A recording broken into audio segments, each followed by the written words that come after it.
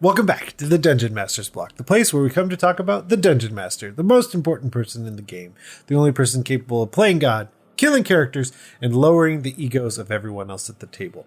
I'm one of your hosts, DM Neal, aka Jote Moniac. And I am DM Chris, aka DM Chris 1, because somebody on Twitter took the DM Chris.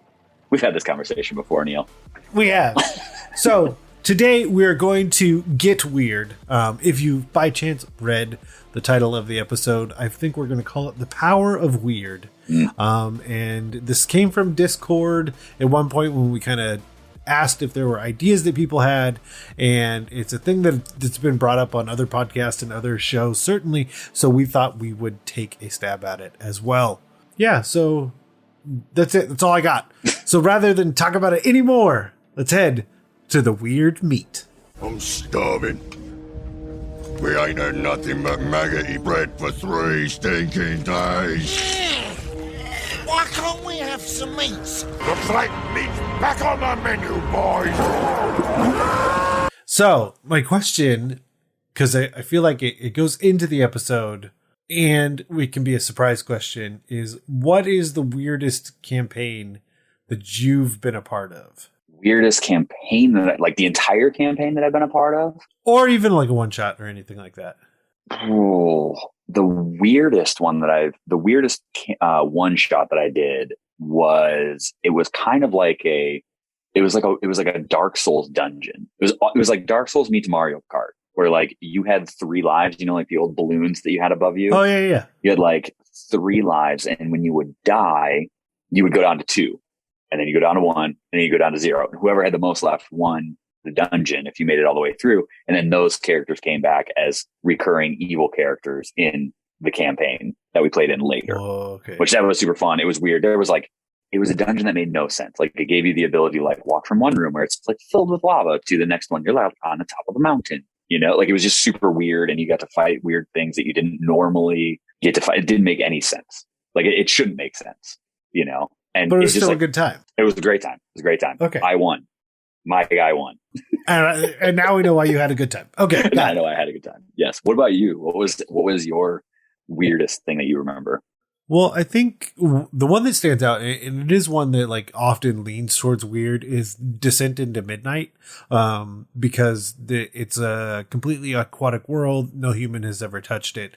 So like your concept of reality kind of gets turned on its head, just even in character creation. But one of the ones that I did, and I say it here because it ends up being pseudo D&D, is that I ended up making my character be the equivalent of like a colored gelatinous cube. Nice. And through play, we figured out that there were like other gelatinous cubes of other colors that eventually led to this like formation that felt very Power Rangers-esque, to like defeat the final boss. So that was definitely the one, because I've played other games of Descent into Midnight that like don't lean that heavy into the weird, as hard as that is to say, because again, things are so existential, but like they kind of flow a different way. But that was the weirdest one by far. What I got from that, Neal, is someday I want to play Power Ranger gelatinous cubes. Yeah, perfect. That's what I got. Yes. Sold. That's awesome. That leads us straight into the topic at hand, because like I said, I had thrown a bunch of ideas at Chris. He selected The Power of Weird. And so I guess my question to you, which is always a fun like pseudo insider baseball question, is like, why did that one stand out from the list that I had sent? Because, and part of this will be about a part of the pros and cons. I think weird is just so memorable. Like those, if you have something trippy that happens in a campaign, like I love Critical Role to this day. They never really explained it, but like in campaign 2, they came across that massive lava flow area, right? Do you remember this? Okay. Yeah. And like snow would fall on it, or like ice would fall on it, and it would melt, super weird for whatever reason. I don't know why. That was like one of the most memorable things from the entire campaign. And there was so many things that happened in that campaign, but that for whatever reason is weird to me, and it's sticky and it sticks in my mind. And I think that's what weird does, right? Like those are the moments I think that stick the most in players' minds from a campaign is just the weird things that, one, you either planned, or two, you came up with on the spot, and players just for whatever reason remember that. So I think that's why that stuck out to me. I just have so many good memories of that sort of stuff.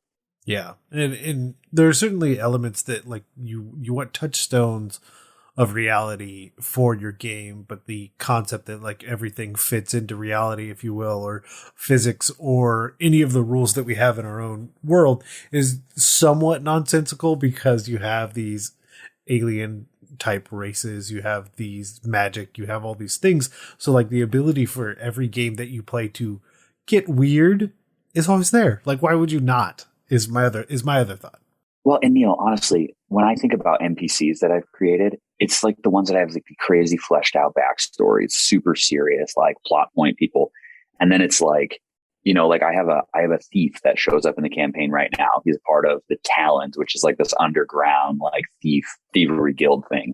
And his name was originally, he's a Kenku. His name was Tink Tink, because he would make tink tink tink tink, like imitating. Yeah. But they called him, oh gosh, what did they? No. His name was going to be Hammer Clank, is what his name was going to be. But he made that sound to like imitate like what it was going to be. Oh, yeah. But they all called him Tink Tink, is what they called him. So it just stuck, you know, like that's what we went with. And now it's somebody that like people remember, you know. We had somebody drank, I created these like wild sorceress shots that people could take in a bar, and like weird things would happen from the wild surge table, right? Super weird, because a unicorn named Virgil showed up and has followed them around invisibly for like 15 sessions now, you know, like weird random stuff is so memorable for players. Like that's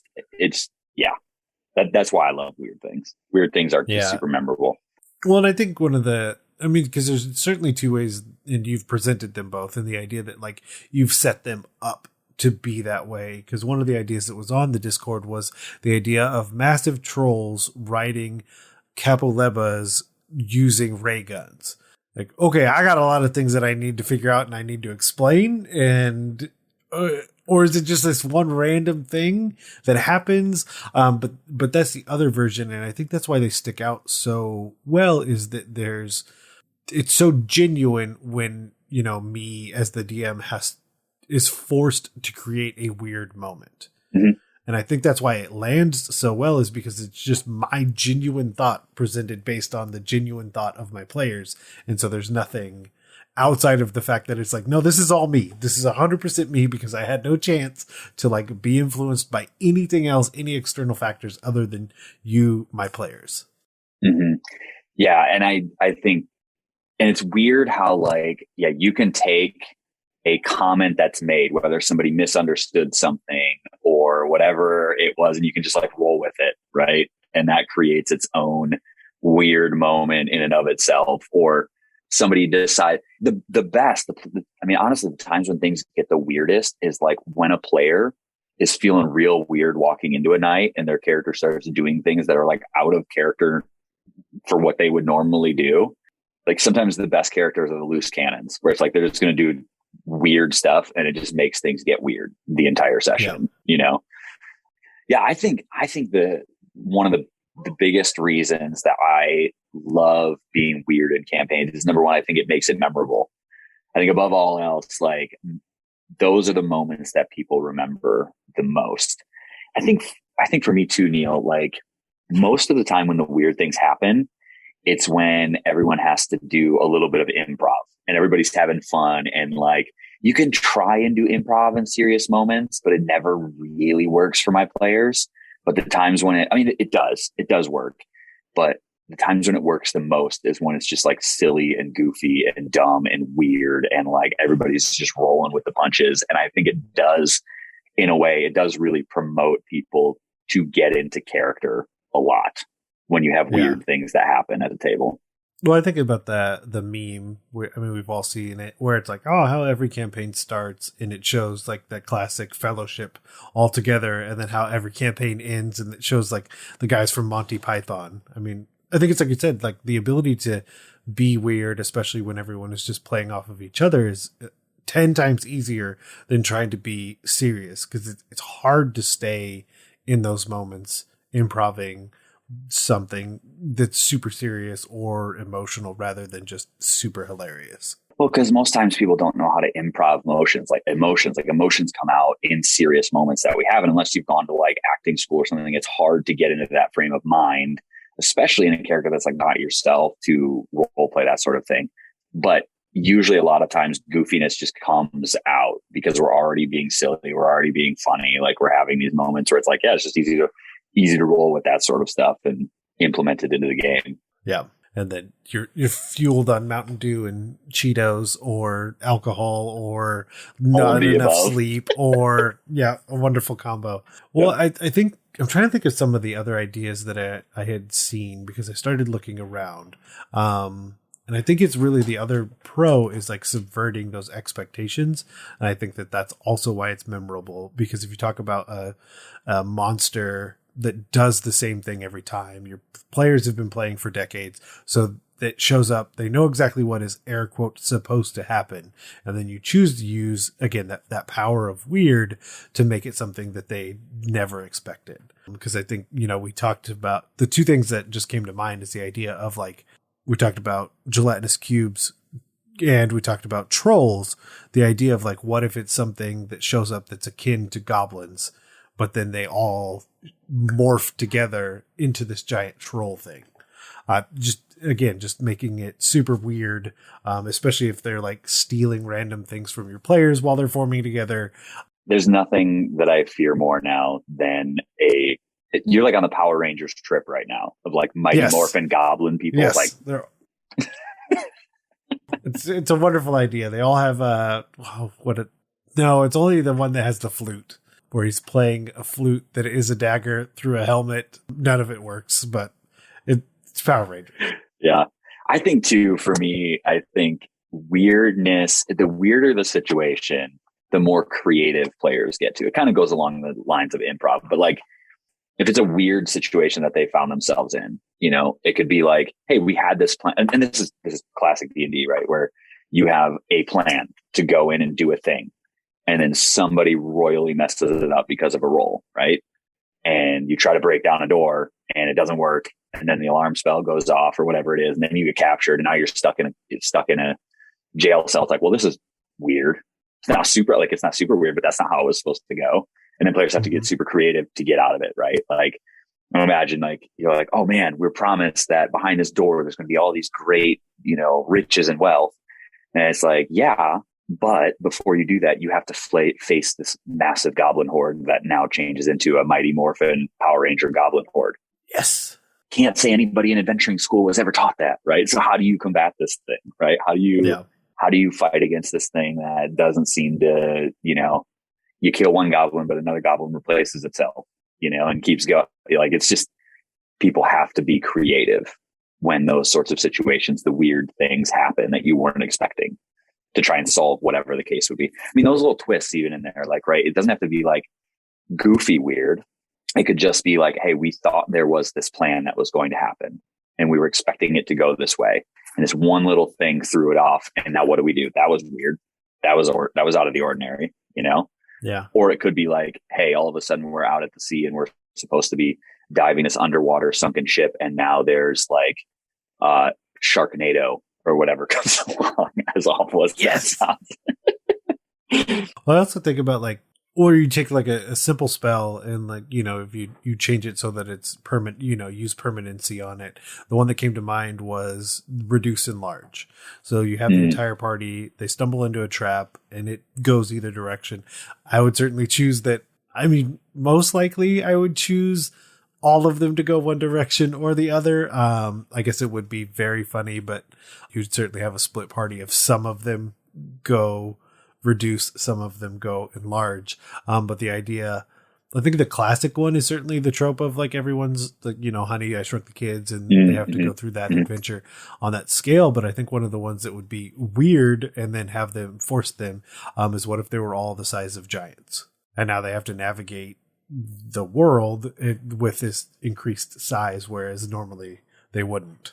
I love that idea of, it makes me think of, what was the books back in the day that were of the people that lived like in the walls of people's houses that were like 3 or 4 inches tall. Do you remember what books I'm talking about, Neal?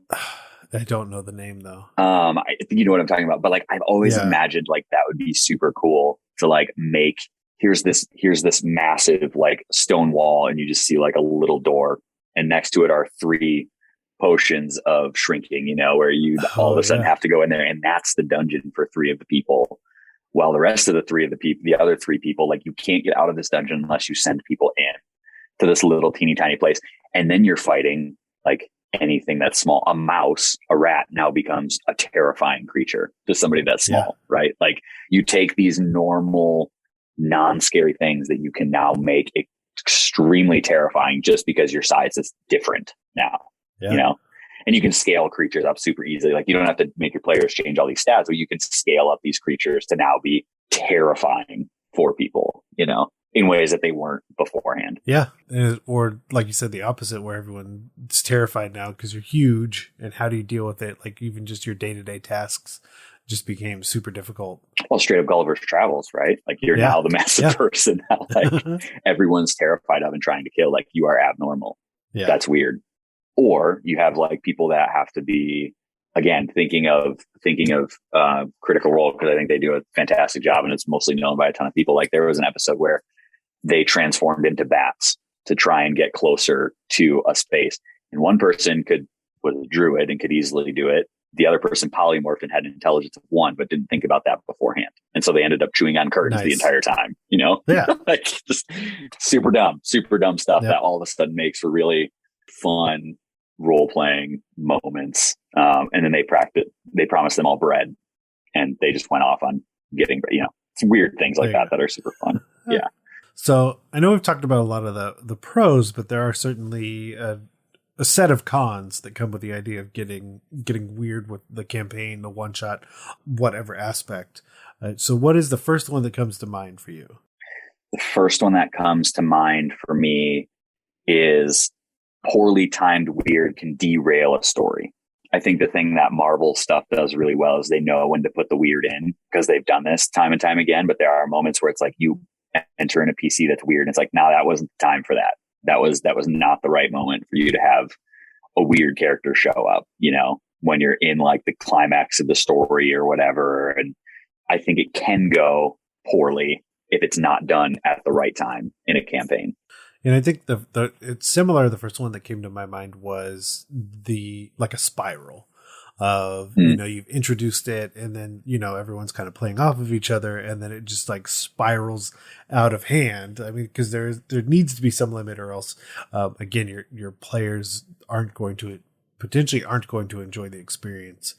When it just spirals too far out, then how do you either rein it back in? And does that feel inappropriate? Or do you just have this absolutely bonkers thing, and you're just like, forget it. I know how to solve this problem. Deck of many things. Right. Yeah. Hard reset, or just hard explosion. But yeah, I think it's really mindful of either taking a break when you need to, if you can see it start to spiral, or just, being super mindful of making sure that everyone, even in that spiral, is still having a good time. I think too, everybody wants an explanation for the weird at the same time. Like watching the show Lost back in the day when the polar bears showed up. It was like, what? Like, why are there polar bears on this tropical island? That doesn't make sense at all. That's weird. I'm intrigued by that. Yeah. But if I don't get an explanation to that, that's not going to make sense. So if you have too many weird things without explanations for it, I think that can be like are we telling a story here, or are we just doing a lot of interesting encounters that are weird and bizarre? Yeah. So I think there's that element too, of too much without explanation can be a detriment as well. And it can break apart cohesion and so on and so forth. Yeah. And I think of knowing the table well enough to know if anyone would not appreciate like that divergence. If you haven't started out weird, but you want to add a weird element, that not everyone may like it. And again, that's okay too, because especially if it's something that you're adding for a session or an arc, but that you're not permanently changing the game. Because I can think of, I guess I'll bring that up. And I think I've brought it up before. This is not a positive version of it getting weird, but like we were playing a game and we're all really invested in our characters. I really enjoyed mine. Everyone enjoyed theirs. And then we were traveling across like a field, and this dragon shows up and chases us I'm still fully on board. Then we go like through this portal, and then we go through another portal, and we're just in modern day. Welcome. And like, we're in like a back alley, full blown modern day setting. Reverse welcome to the Magic Tavern. Yeah. I like find a modern gun, or like a gun. We lost all our stuff. It was weird, but not good. Yeah. Well, and I think too, like, there's the element of, you see comedians get in trouble for this all the time. I mean, at times, weird things, or especially when you enter into the realm of comedy, can cross lines that players might not be comfortable with, like an offhanded comment or something like that in those spaces. Like, those things can happen, and not because we're ill-intentioned or whatever. We just get in a really weird, slap-happy, bizarre sort of mood. The walls start coming down, the filter starts coming off, and sometimes it can lead to a comment being made or something like that could potentially lead to hurt feelings or situations that people didn't want to find their characters in. It's probably on the extreme. I don't think that happens often, but I think it is a possibility that happens the minute you start getting super slap happy with friends and have those moments that come out. Yep. And again, it's that spiral, and really watching, the players' faces for that level of enjoyment to see whether or not it's, like you said, it's gone too far. Right. But like being mindful of those things, and also kind of keeping it in your mind how to either walk it back or walk away. Right. Because again, if it's not what everyone is signed up for, then it needs to be something that you could reverse and change. Right. Yep. I think that's super important to be able to say. I think there's no shame in. I think it actually promotes a healthier table experience for people if you're willing to have that conversation, to walk things back and not just plow through things and say, all right, that's not canon and this is what happens, and without just saying like, okay, you all wake up the next day and that was all just a dream. Like, it's the easy cop out for weird things that happen that didn't quite go the way you wanted to. But yeah. Okay, what are some other weird ideas that we can come up with? Because that's the next fun thing for this whole conversation. Mm-hmm. Oh, I mean, you could think of like, you're in a tavern and there's a town mischief or whatever. You could be really low level or whatever. A town wizard who's a mischief just loves playing tricks on people. Who somebody wakes up and eats their morning eggs, and it's laced with polymorph potion that changes everybody into chickens for the next 8 hours, and there's nothing you can do about it. What are your characters experiencing? Like, what is the situation now that we found ourselves in? Yeah, I think you all don't want to pull too much agency away, but at the same time, I think that's very funny to have that happen. Then what does that person who is not turned into a chicken do for the next 8 hours? Because they basically have free reign, because what is anyone else going to do? Mm-hmm. Yeah, you have 2 of your 4 people that are now turned into chickens. What do the other 2 people do for that time? Yeah. They're just like carrying a chicken around, like going through a dungeon with a chicken. Like, what are you doing? Like, especially if you have, like, I mean, you could obviously say like, okay, here, we wait 8 hours for polymorph to wear off or whatever, whatever the spell length is. But it's like, no, we had a meeting this morning with the town mayor. And now we're walking in with 2 chickens, explain that situation to somebody. Or you create a situation where like you run into somebody important who has a dire situation that they need taken care of. And it's like, well, we kind of have to go now. And now we're stuck with 2 chickens, they take damage, they'll come out of it, but at the same time, it's like, well, what do we do with these now chicken people that we have? Yeah. Well, and I also think about like setting up, like, we've mentioned the term Power Rangers several times, but like, if that's what you're trying to set up, or setting up where, you have one of your, this is another one I saw online where like basically the character was like clad in all this razor sharp armor, and they're going through and they end up in the sewers and they end up in front of this were-rat with 4 turtles who are all monks, and they figure out like, oh no, I'm the bad guy, I'm Shredder, this is awful. And just like, to having those like either real world touchstone points or just turning things completely on their head. And just making, just like you said, just going with it and seeing what your players are bringing to the table, what you're trying to play off of them, and just get, like you said, super weird. Yeah, one of my favorite ideas, and I might bring this back every so often, of like wild magic stuff is so fun to play with. We did it twice. One time it was really funny. One time it went extremely poorly. and we used the Wild Magic table from the DMG or from the Player's Handbook. So the first time they were in there, and like somebody like I forget if it was they sneezed or coughed or whatever, but they had all these gems that like fell out all over the table in front of them. It was like, oh, that's sweet, you know. And then the player drank it and nothing happened. They just were like, what the heck happened, you know? And that was when Virgil the Unicorns like showed up. Yes. A couple seconds later and just like invisibly just on top of the table and starts talking to everybody, and now is following our group around, right? Well, the next time they pocketed one of them for one of the people that wasn't there. Or no, she pocketed one because she was with a bunch of the students from the magic college that was there. Okay. And she pocketed it and brought it back, and they were inside of like the walls of the big city, like in like one of the bougiest places in town, because the king had put them up there. They were on assignment for him. And she pulled it out and was like, hey, to our sorcerer, you want to try it? You want to try this thing? And he tried it, and no joke, wave of necrotic damage goes throughout the entire bar and kills like 8 people. And then they were banned from being inside the city like forever, even though everybody was able to like be revived because of healers that were in the, I mean, it was just, they like stabilized everybody, but it was like, it was wild. But Wild Magic does that. It's super fun. And it is a super weird, like you could come up to somebody and say like, hey, here's a Wild Magic shot for $10 or for 10 gold, you know? Do you take it? Do you not take it? Like what happens, you know? Well, yeah, I think about like going back to Critical Role when Grog was going around with a deck of many things. Oh yeah. Randos pull cards from it. Yeah, that was the other one I thought of. Yeah. But yeah, I mean, there's a lot of different versions, because I think of like a group that I had where everyone ended up being some sort of like animal type race for their characters. So then they ended up calling themselves the Zoo, but it just kind of set a different tone. Like it was kind of weird to have that many, not, you know, if you think your traditional human, dwarf, elf, halfling kind of combination, but like none of that was even remotely near the composition of the group at hand. And so then things that you can do from that point, because you're involving all of these other like random races and what they can do, like it just got weird.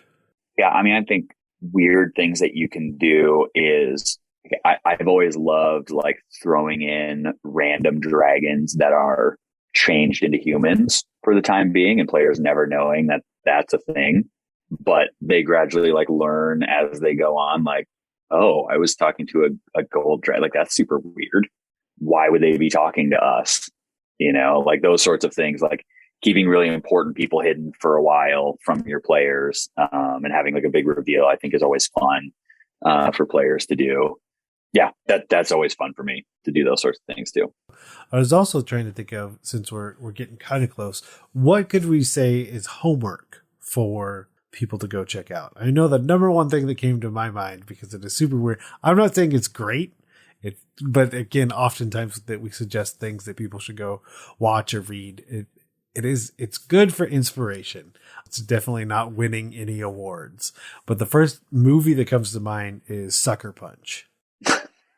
Because that's super weird, great for like visually great, good inspiration for a weird campaign, but that's kind of the end of that story. Yeah, there's a couple episodes of the show What If that came out for Disney Plus, like the alternative Marvel universes. Like I think of the Doctor Strange episode. I think of what was the one with the zombie where they went to like the world where all the zombies had taken over. Like there's weird things like that I think you could go and look at and pull elements from that of like, what would it look like to have different dimensions open up around you? Like, I think read some of the books on like the Feywild stuff, and maybe take like a creature that got out of the Feywild and their characteristics and read up on some of that stuff of what that would look like and what that would feel like. I think that would be really interesting for people to go and do, because I think there's a lot of elements from the Feywild that can just cause all sorts of mischief for people in a normal D&D campaign that kind of would make sense at any point, that the Feywild, because they're so close plane wise, that it would make sense that there'd be some overlap there every so often. Because I just got the book from their Kickstarter. The Skull Kickers is another really good one, because I thought of, like, you started talking about the tavern. One of the things that is in there is, like, as the series kind of ties itself up, is like this basic basically like an interdimensional version of the tavern where it's the same tavern that exists on all these other planes of reality. And then everyone that goes there is going into the same tavern. So then like you have all this cross of like basically this different versions of the same characters showing up throughout that tavern. It's like the Poke centers from the old Pokemon games where they all have the same like people. The same 5 people. Judy. I'm Nurse Judy. I'm Nurse Judy. And Brock thinks they're all like the same people, but they're not. They just all have the same name. It's like the running weird gag throughout all of Pokemon. Yep. Trying to think of what was the other one. Trying to think of a book series. I mean, there's so many book series that you could pick up that are different enough that I think it would really be able to spur on that inspiration to make something again different enough at your table. Because that's the thing is if it's close, then like does it fall into the category? Probably not. Like you need to stretch those mental muscles and try and really turn everything a different direction. I think of the movie and the book too. I've never read the book, but the movie Hitchhiker's Guide to the Galaxy. Just like weird stuff in there. Like you could pull ideas from that all the time. The 5-book trilogy. Yeah. Yeah, I've never read it. So I don't know if it's a good read or not. But I just remember watching that movie, and it's been a long time since I watched that movie, but just the weird things that they would run up against. Mm-hmm. Like what was it? The things that would like slap them in the face if they said a specific word or something like that. Oh, that movie? Yep. Well, then I would think the other one is, we mentioned it in the very beginning, and it's definitely not for everyone, but like watching the Monty Python stuff and the Search for the Holy Grail. Yeah. I mean, that'll definitely get super weird very fast, but that's another very different approach to a campaign. And hopefully your players haven't seen it too much, or else you can't really use any of it. You'd have to change it. Yeah. Galaxy Quest is another one. I'm just thinking of like weird sci-fi movies of like strange places that they end up going up to.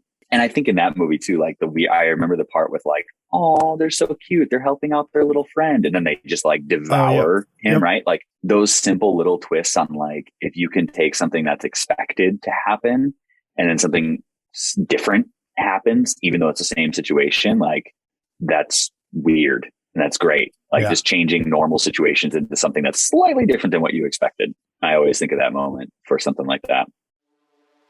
So if you wanted to tell us all about the weird campaigns that you've started, you can definitely email us at dungeonmasterblock@gmail.com. And of course, if you like this episode or any of the other ones, you can head over to Apple Podcasts or your podcatcher of choice.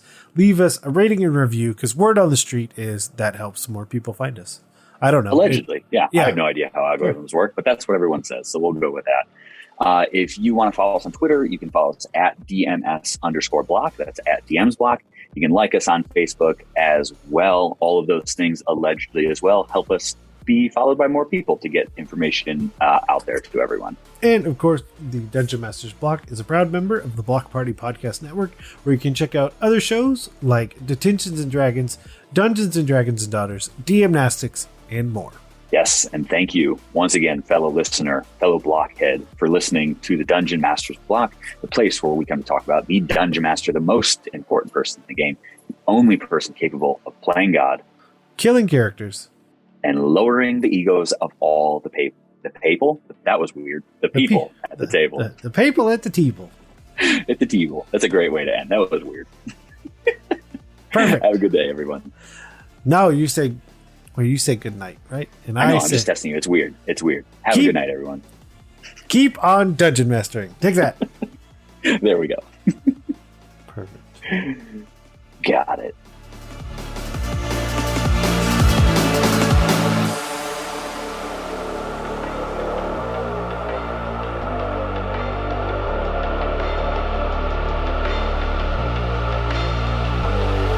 Goodbye.